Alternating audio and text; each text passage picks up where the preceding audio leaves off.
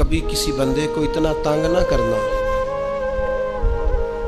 کہ وہ اتنی تکلیف میں آئے کہ وہ خود تو کچھ نہیں کر سکتا، ماڑا ہے، لیکن پھر وہ رات کو اپنے رب کی بارگاہ میں بیٹھ کے کہے کہ تو حاکم و عادل ہے مگر تیرے جہاں میں ہے تلخ بہت بندہ مزدور کے اوقات۔ پھر ایسا نہ ہو غریب ہے، ماڑا ہے، خود تو کچھ نہیں کر سکا، پھر اللہ کی بارگاہ میں تیری شکایت کرے۔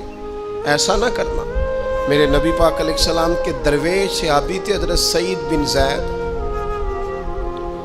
رضی اللہ تعالیٰ عنہ، فقیر فاقہ مست، حضرت عمر رضی اللہ تعالیٰ عنہ کے قریبیوں میں سے تھے۔ ایک عورت نے الزام لگا دیا زمین کے قبضے کا۔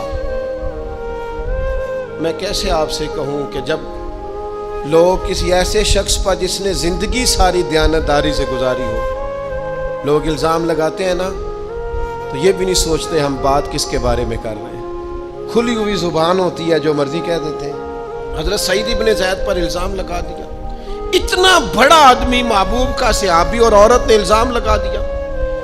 اور جب اللہ والے بد دعا دیتے نہیں، لیکن جب کوئی تکلیف اتنی دے، کلیجہ پھٹ جائے، پھر بندہ کیا کرے؟ وہی بات کہ اب وہ کچھ کہہ نہیں سکتے تھے، ایک عورت پر کس طرح کوئی بات ہو سکتی تھی؟ دونوں ہاتھ اللہ کی بارگاہ میں اٹھائے، یہ صحیح حدیث میں موجود ہے۔ دونوں ہاتھ اللہ کے حضور اٹھا کے عرض کرنے لگے، مالک اگر یہ عورت جھوٹی ہے نا تو پھر اسے اندھا کر دے اور اس کی قبر اس کے گھر میں بنا دے۔ صحابہ فرماتے ہیں کہ حضرت سعید ابن زید کا تو وصال ہو گیا، زمانہ گزر گیا، لیکن ہم نے پھر اس بی بی کو اندھا ہوتے دیکھا ہے۔